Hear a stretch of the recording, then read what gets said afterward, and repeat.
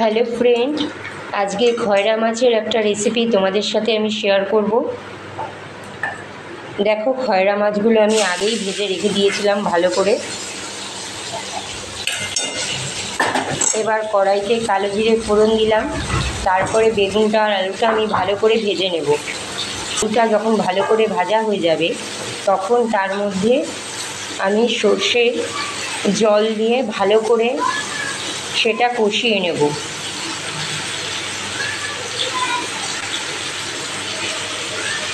ভিডিওটা প্রথম থেকে শেষ পর্যন্ত দেখতে থাকো।